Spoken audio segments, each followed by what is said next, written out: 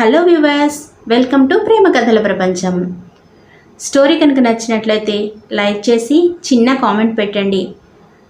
ఛానల్ని first time చూస్తున్నట్లయితే subscribe చేసుకోండి. ఇక లేట్ చేయకుండా మనం మన స్టోరీలోకి వెళ్ళిపోదామా?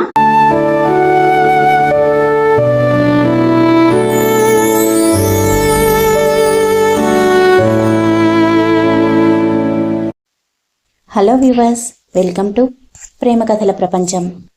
రాక్షస వివాహం 62వ భాగానికి స్వాగతం. ఈ ఎపిసోడ్లో ట్విస్టులు మామూలుగా లేవు. చివరి వరకు చూసి మీ అభిప్రాయాన్ని చెప్పండి. మీ కామెంట్ కోసం నేను ఎదురు చూస్తూ ఉంటాను, తెలుసు కదా. ఓకే, ఇక లేట్ చేయకుండా మనం మన స్టోరీలోకి వెళ్ళిపోదాం. రాక్షస వివాహం ఎపిసోడ్ 62. అమ్మా, నేను వచ్చాను. నీ కళ్ళ ముందే ఉన్నాను. నేను బతికే ఉన్నాను. నీ కోసమే తిరిగి వచ్చాను. నీ ఆశీర్వాదమే నాకు ఇన్నాళ్ళు ఊపిరిపోసింది అన్నాడు వాసుదేవ్ వర్మ. ఆనందంతో మాలినీదేవికి మాటలు రాలేదు. అతని మొహాన్ని అలాగే తడుముతూ ఉండిపోయింది. ఆఖరి చూపు కూడా నిన్ను చూసుకోలేకపోయానని నేను ఎంత నరకం అనుభవించానో తెలుసా వాసు? తల్లిదండ్రులు బతికుండగా వాళ్ళ కళ్ళ ముందే పిల్లలు చనిపోవడం అనేది ఎంత నరకమో నీకు తెలుసా? నువ్వు పోయిన బాధలోనే మీ నాన్నగారు కూడా కన్నుమూశారు. ఆయన చివరి క్షణం వరకు కూడా నిన్నే తలుచుకుంటూ ఉన్నారు. ఒక పక్క నువ్వు నన్ను అన్యాయం చేసి వెళ్ళిపోయావు అన్న బాధలో నుంచి బయటపడక ముందే మీ నాన్నగారు కూడా నన్ను ఒంటరిదాన్ని చేసి వెళ్ళిపోయారు. కేవలం వసంత కోసం రాయిలా నేను బతుకున్నాను. కానీ దేవుడున్నాడు. నా ప్రార్థన ఆలకించాడు. నా కొడుకుకు ఏమీ కాలేదు. నా కొడుకు బతికే ఉన్నాడు. నా కోసం తిరిగి వచ్చాడు అని ఆనందంగా అంటున్న మాలినీదేవి ఆనందానికి అడ్డు చెప్పడం ఇష్టం లేని వాసుదేవ వర్మ ఆమె ఆనందాన్ని చూస్తూ అలాగే ఉండిపోయాడు. నిజానికి వాసుదేవ వర్మ కూడా అంతే ఆనందంగా ఉంది. ఇన్నాళ్ల తర్వాత తన తల్లిని చూస్తున్నాడు. తన స్పృహలోకి రాగానే మొదట తన తల్లి దగ్గరికే వెళ్ళాలనుకున్నాడు. తన తల్లి తన కోసం ఎంత ఆరాటపడి ఉంటుందో, ఎంత తపన పడి ఉంటుందో, ఎన్ని రోజులు ఏడ్చి ఉంటుందో అతనికి తెలుసు. ఏ తల్లైనా అంతే కదా. మెల్లగా ఆమె దగ్గరికి వచ్చి, అమ్మా, కాసేపు నీ ఒడిలో తలపెట్టుకొని పడుకుంటానమ్మా. చాలా అలసిపోయాను, కానీ ఇంకా నేను చేయాల్సిన పనులు చాలా ఉన్నాయి అంటూ మాలినీదేవి ఒడిలో తలపెట్టుకొని పడుకున్నాడు వాసుదేవ వర్మ. పిచ్చి తండ్రి, ఇంకా ఎందుకు నాన్న ఈ అజ్ఞాతవాసం? నువ్వు ఇంటికి వచ్చావని తెలిస్తే అందరూ సంతోషించేవాళ్లే కానీ బాధపడే వాళ్ళెవ్వరూ లేరు. నువ్వు అసలు ఇలా ఇంత సీక్రెట్గా రావాల్సిన అవసరం ఏముంది? ఇందాక ఆ ముసుగు వ్యక్తి ఏదేదో మాట్లాడుతున్నాడు. నువ్వు ఇంకా ఏమైనా ప్రమాదంలో ఉన్నావా అని భయంగా అడిగింది మాలినీదేవి.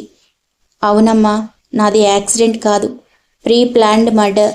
కాకపోతే నేను చనిపోయానని ప్రపంచాన్ని నమ్మించారు, కానీ నిజానికి నాకు యాక్సిడెంట్ చేయించారు. వాళ్ళు జస్ట్ నన్ను కిడ్నాప్ చేద్దాం అనుకున్నారు, కానీ ఆ యాక్సిడెంట్లో నేను ఎన్నాళ్ళు కోమాలో ఉండిపోయాను. నా వల్ల వాళ్ళకి ఏ ఉపయోగం లేకుండా పోయింది. కానీ ఈరోజు నేను కోమాలో నుంచి బయటకు వచ్చాను అంటే నా నుంచి వాళ్ళు తెలుసుకోవాల్సిన రహస్యాల గురించి వాళ్ళు ఊరికే ఉండరు కదా. వర్షాన్ని కూడా ఊరికే వదిలిపెట్టరు అన్నాడు వాసుదేవ వర్మ. అంటే నాన్న, నువ్వు వర్షాన్ని కలిసావా? అది నీ కూతుర్రా. నువ్వు దాన్ని చూసావా? దాని విషయంలోనేరా నేను పెద్ద తప్పు చేశానురా. అమృత గురించి అంటూ ఆమె అంతకు మించి ఏమీ చెప్పలేక ఆగిపోయింది మాలినీదేవి. అమ్మా, నాకంతా తెలుసమ్మా. పాపం, తనని బ్లేమ్ చేయాలనుకోవడం లేదు. అసలు తన ముందుకు వెళ్ళాలి అని కూడా నేను అనుకోవడం లేదు. పిచ్చిది. ఇప్పటికే చాలా స్ట్రగుల్స్ ఫేస్ చేసి ఉంటుంది. తనని తాను బ్లేమ్ చేసుకుంటూ ఉంటుంది. నేను బతుకున్న విషయం ఎవరికి తెలియకపోవడమే మంచిది కదా అమ్మా అని జాలిగా అంటున్న వాసుదేవ వర్మని చూస్తూ ఉంటే మాలినీదేవికి కడుపు తరుక్కుపోతున్నట్లుగా అనిపిస్తోంది. అదేంటి నాన్న అలా అంటావు? ఎవరు ఎలా అనుకున్నా పర్వాలేదు, కానీ నాకు నా కొడుకున్నాడు. నా కొడుకు తిరిగి వచ్చాడు అని ఈ ప్రపంచానికి నేను గర్వంగా చెప్పుకోవాలి. ఇన్నాళ్ళు నువ్వు లేవేమో అనుకొని బాధలో బతికిన నాకు ఇప్పుడు నువ్వున్నావు అన్న సంతోషం కావాలిరా. ఎవరి గురించో ఆలోచించి ఈ ఆనందాన్ని నేను దూరం చేసుకోలేను. నేను అదే అజ్ఞాతంలో ఉంచలేను అని కొంచెం కోపంగానే అన్నది మాలినీదేవి. అమ్మా, నువ్వు నా తల్లిగా ఆలోచిస్తున్నావు, బానే ఉంది. కానీ ఒక్క క్షణం అమృతకి తల్లిగా ఆలోచించి చూడు. తనున్న పరిస్థితి వేరు. తను ఎదుర్కొంటున్న పరిస్థితులు వేరు. పాపం తెలిసి తెలిసి తనే తప్పు చేయలేదు, కానీ శిక్ష మాత్రం అనుభవిస్తోంది. నాకు ఒకసారి అమృతని చూడాలని ఉంది అమ్మా. కనీసం దూరం నుంచైనా చూడాలని ఉంది. తనిప్పుడు వేరే వాళ్ళ భార్య అయితే అయి ఉండొచ్చు, కానీ ఎందుకో ఒక్కసారైనా నేను చనిపోయేలోపు అమృతని చూడాలి అని ఉంది అన్నాడు వాసుదేవవర్మ. వాసు, ఇంకోసారి అలాంటి మాటలు మాట్లాడద్దు. మరోసారి నువ్వు నాకు దూరం అవుతావన్నమాట కలలో కూడా రానివ్వద్దు. ఈ ఆనందాన్ని, ఈ సంతోషాన్ని మళ్ళీ నాకు దూరం చేయొద్దురా అని బాధగా అన్నది మాలినీదేవి. అందుకే అమ్మా నేను మీ ముందుకు రాలేదు. నిజం చెప్తున్నాను విను. నేను ఇంకా ఎంతో కాలం బతకలేను. నా శరీరం ఇన్నాళ్ళు మందులతో ఈ రకంగా నిలబడింది. నేను చేయాల్సిన ఒక గొప్ప పని మిగిలిపోయి ఉండడం వల్లనే ఆ భగవంతుడు ఇంకా నాకు ఈ మాత్రం ఆయుష్ ఇచ్చాడు అనుకుంటున్నాను. క్షణక్షణానికి నా ఒంట్లో శక్తి ఎవరో లాగేస్తున్నట్లుగా అయిపోతోంది. నాకు తెలిసి నేను ఇంకా ఎంతో కాలం బతకను. నువ్వు కూడా దానికి సిద్ధంగా ఉండు. నేను బతికున్న ఈ కొద్ది రోజులు ఆ దేవుడు నీకు వరంగా ఇచ్చాడు అనుకో. ఎలాగూ నేను చనిపోయాను అన్న భ్రమలోనే ఇన్నాళ్ళు ఉండిపోయావు కదా, ఇక మీదటి కూడా అదే నిజం అనుకో. అంతేకాని లేనిపోని ఆశలు పెట్టుకొని మరోసారి నా కోసం నువ్వు బాధపడ్డం నాకు ఇష్టం లేదమ్మా. అలాగని నాకు మాట ఇవ్వు అన్నాడు వాసు. వాసు ప్లీజ్ అలా మాట్లాడకు, నాకు భయమేస్తోంది.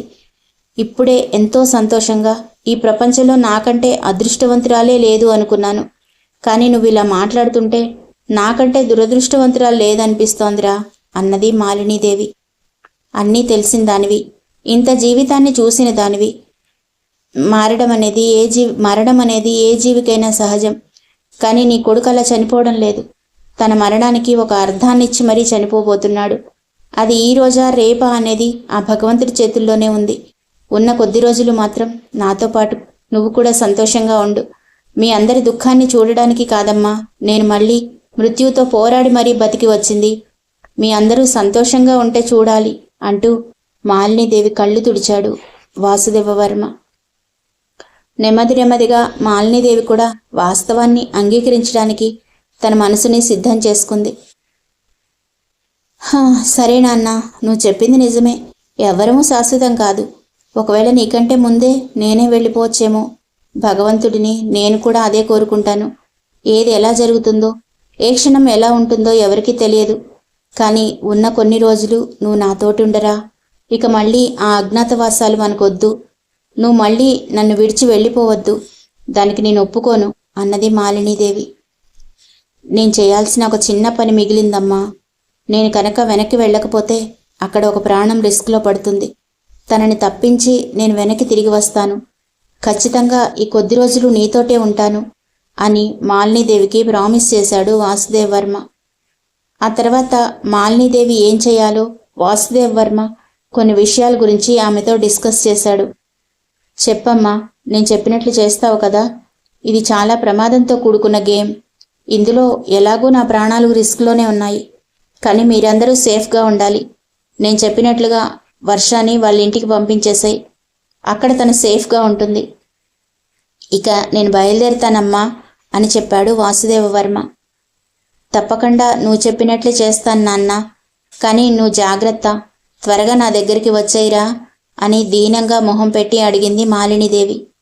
ఆవిడ మొహంలో ఎప్పుడూ ఒకలాంటి అధికారం, ఆడంబరమే కానీ అలా బేలగా ఎవరిని ఏమీ అడిగి ఎరగని మాలినీదేవి తన కొడుకు విషయంలో ఒక సగటు తల్లిగానే మారిపోయింది.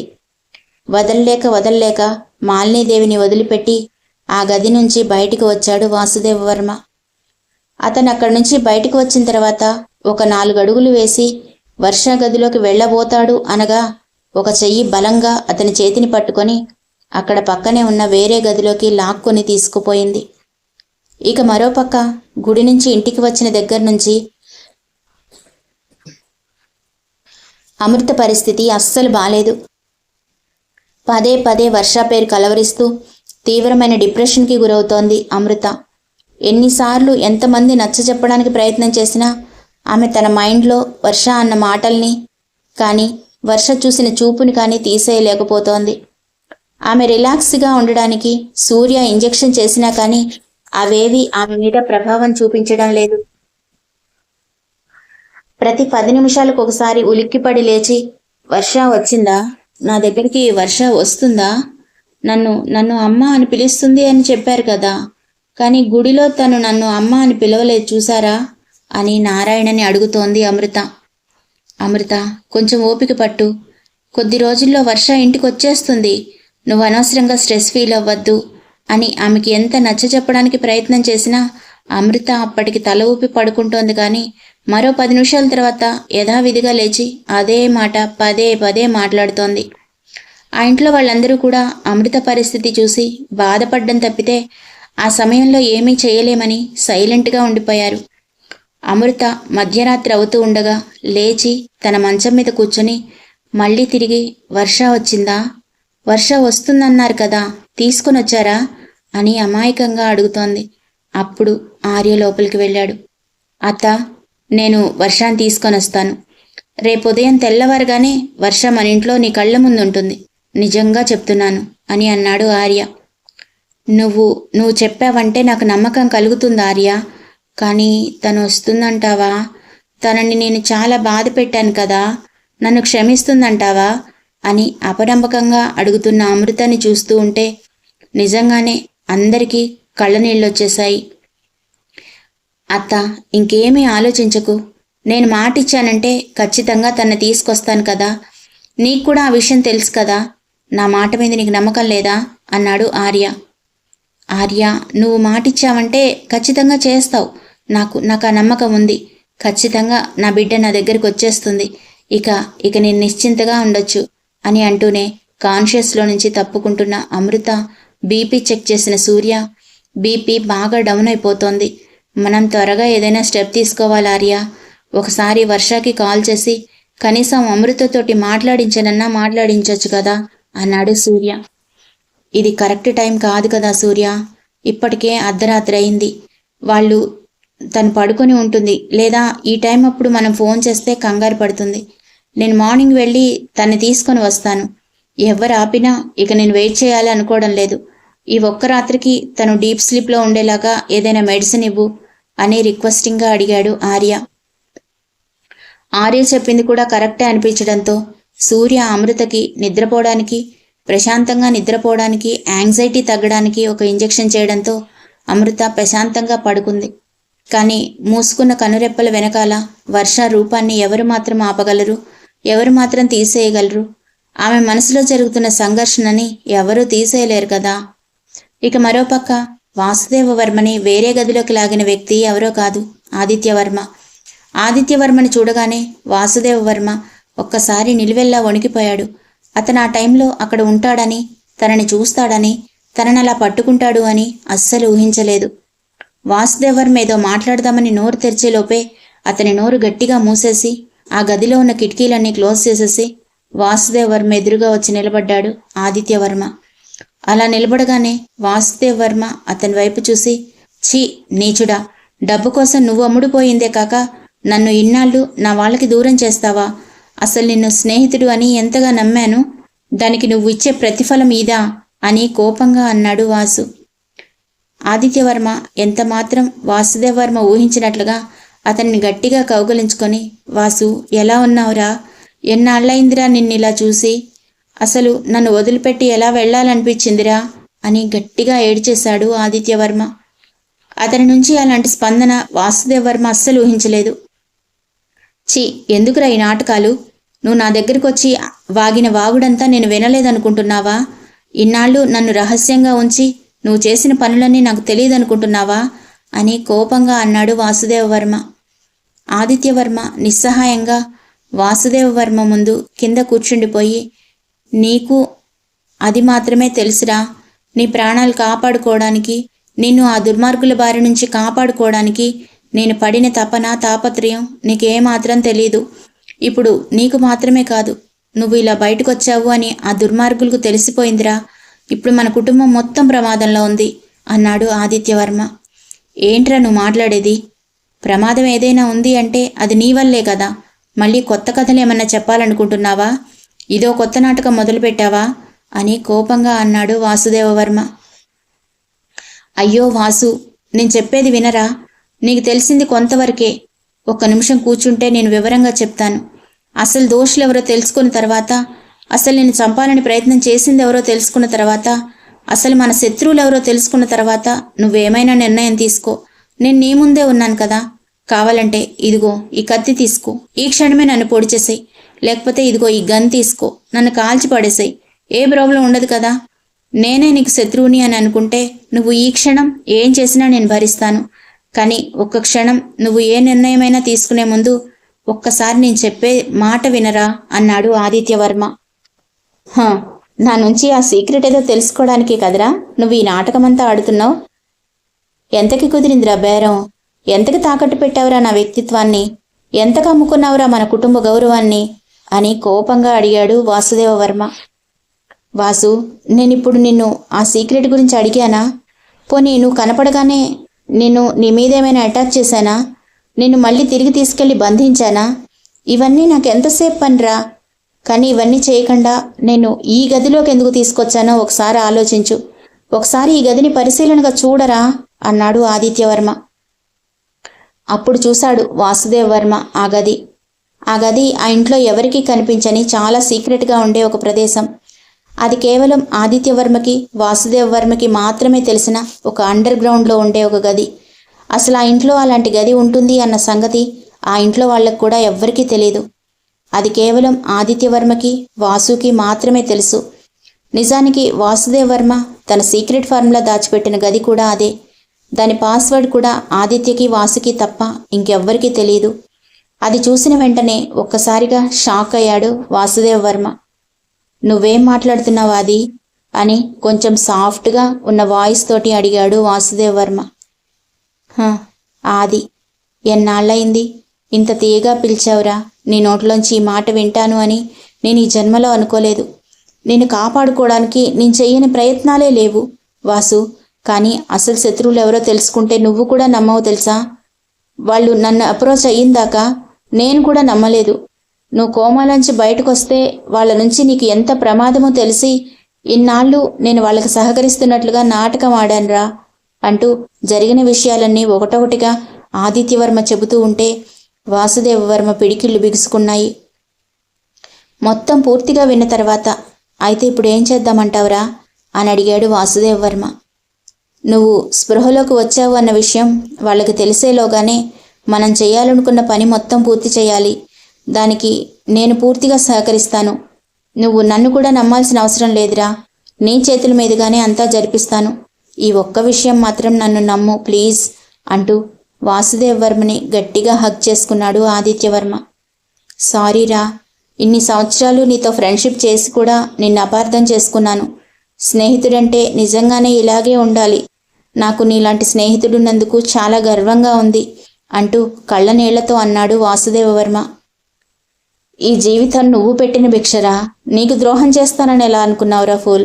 సరే, అసలుకే ఇప్పుడు వాళ్ళకి నీ మీద డౌట్ వచ్చింది. నువ్వు ఇక్కడికి వచ్చావన్న సంగతి వాళ్ళకి తెలిసిపోయింది. నువ్వు పదే పదే వర్షాన్ని కలవకపోవడమే మంచిది. ఎందుకంటే వర్షాకి నువ్వేదో చెప్పావు అని వాళ్ళు డౌట్ పడుతున్నారు. కాబట్టి రేపే ఈ నాటకానికి మనం తెర తీసేద్దాం. ప్రస్తుతానికి నువ్వు సాధ్యమైనంత తొందరగా ఆ ప్యాలెస్లోకి వెళ్ళిపో.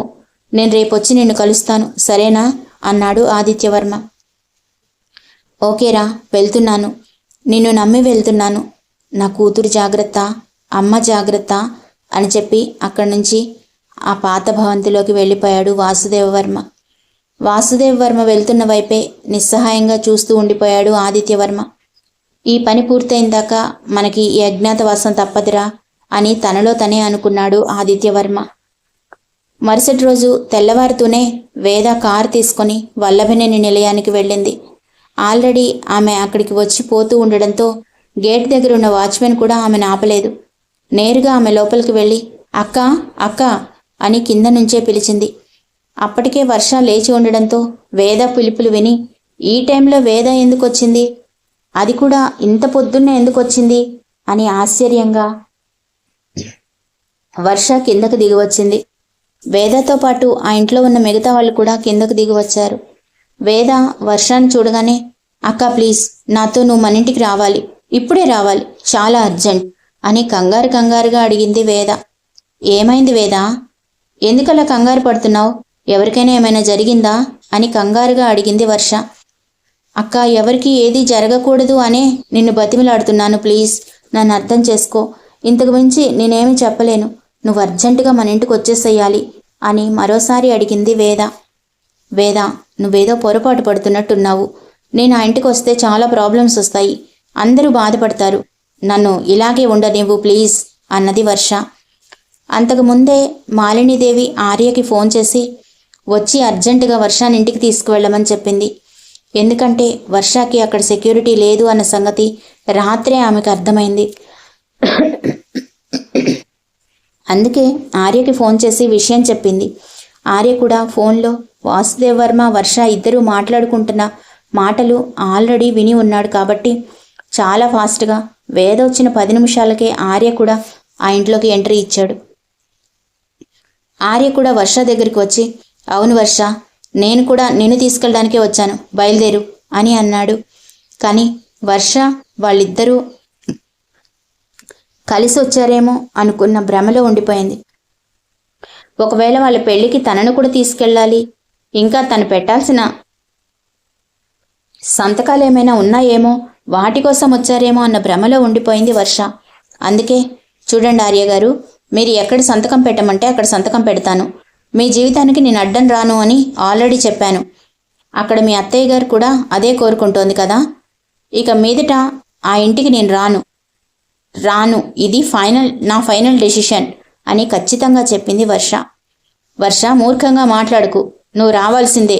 నిన్ను తీసుకెళ్ళడానికే నేను ఇప్పుడు ఇక్కడికి వచ్చాను అని ఆర్య కూడా అంతే కోపంగా అన్నాడు.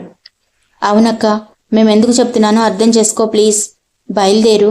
నువ్వు ఆలస్యం చేసే కొద్దీ చాలా ప్రాబ్లం అయిపోతుంది అని బతిమిలాడడం స్టార్ట్ చేసింది వేద. వేద ఎందుకలా రిక్వెస్ట్ చేస్తోందో వర్షకు అర్థం కాలేదు. కానీ ఆర్య తనని బెదిరించడం మాత్రం వర్షకి అస్సలు నచ్చలేదు. చూడు వేద, ఎవరెలా పోయినా నాకు సంబంధం లేదు, నేను మాత్రం ఎక్కడికి రాను అని చెప్పిన తర్వాత వర్ష ఆర్య దగ్గరికి వెళ్ళి, మీకు ఒకసారి చెప్తుంటే అర్థం కావట్లేదా? మీకు నాకు సంబంధం లేదు అని చెప్పాను కదా, ఇంకా ఎందుకు పొద్దుగూకులు వచ్చి నన్ను వేధిస్తారు? నన్ను ఇక్కడ కూడా ప్రశాంతంగా ఉండనివ్వరా? మీ జీవితం వేరు, నా జీవితం వేరు అని అనుకున్నాం కదా, ఎందుకు ఇలా రాక్షసుడిలాగా నా వెంట పడి నన్ను వేధిస్తారు అని కోపంగా అన్నది వర్ష. అంతే, ఆర్య కోపాన్ని తట్టుకోలేక ఆ కోపంలో వర్ష చెంప మీద ఒకటి కొట్టాడు. ఆర్య అలా కొడతాడని వర్ష కానీ మాలినీదేవి కానీ అక్కడున్న వాళ్ళు ఎవ్వరూ కూడా అనుకోలేదు. అక్కడ నీ తల్లి చావు బతుకుల్లో ఉందే, నీకోసం కలవరించి చచ్చిపోయేలా ఉంది. నువ్వు రాకపోతే చచ్చిపోతానంటుందే, ఇప్పుడు కూడా రావా? ఇప్పుడు కూడా నీ పంతం నీదేనా అన్న ఆర్య మాటతో అక్కడ చిన్న సూది కింద పడ్డ వినపడేటంత నిశ్శబ్దం ఆవరించిపోయింది. వర్షకి ఆర్య కొట్టిన దెబ్బ కంటే కూడా ఆర్య నోటి నుంచి వచ్చిన మాటలు మరింతగా బాధపెట్టాయి, భయపెట్టాయి. తను నిజానికి స్టాచ్యూలాగా అలాగే నిలబడిపోయింది. తను విన్నది నిజమా, లేదా ఆర్య నిజంగానే ఆ మాటలు అన్నాడా అని నమ్మడానికి ఆమెకి కొద్దిసేపు టైం పట్టింది. అమ్మయ్య, అందరూ కోరుకుంటున్నారుగా, వర్షకి కూడా అమృతానే తల్లి అని తెలిసిపోయింది. ఇప్పుడు నెక్స్ట్ ఎపిసోడ్లో మనం తల్లి కూతుళ్ళ సెంటిమెంట్ చూడబోతున్నాం అన్నమాట. అది ఏ రేంజ్లో ఉంటుందో మీరే ఊహించుకోండి. ఆ తర్వాత అసలు విలన్ ఎవరు అనే డౌట్ మీకు కూడా వచ్చింది కదా. ఎవరు విలన్ అని అనుకుంటున్నారో కామెంట్ పెట్టండి. నాకు తెలిసి మీరు గెస్ చేయలేరని నేను అనుకుంటున్నాను. చూద్దాం ఎంతమంది గెస్ చేస్తారో. ఒకవేళ గెస్ చేసిన వాళ్ళలో ఎంతమంది కరెక్ట్గా గెస్ చేస్తారో కూడా చూద్దాం. మీరు తప్పకుండా కామెంట్ పెట్టండి. తెలుసు కదా, మీ కామెంట్ కోసం నేను ఎదురు చూస్తూ ఉంటాను. స్టోరీ కనుక నచ్చినట్లయితే లైక్ చేయండి. ఇంతవరకు ఛానల్ని సబ్స్క్రైబ్ చేసుకోకుండా చూస్తున్నారు ఫ్రెండ్స్ చాలామంది. ప్లీజ్ సబ్స్క్రైబ్ చేసుకోవచ్చు కదా, మీ బంగారు చేతులతోటి సబ్స్క్రైబ్ చేసుకోండి. అలాగే లైక్ చేసి కామెంట్ పెడుతున్న బంగారాలందరికీ కూడా థ్యాంక్ యూ సో మచ్. మరో మంచి బ్లాక్ బస్టర్ ఎపిసోడ్తో రేపు కలుసుకుందాం. గుర్తుంది కదా, విలన్ ఎవరో గెస్ చేసి కామెంట్ పెట్టండి. Love you all.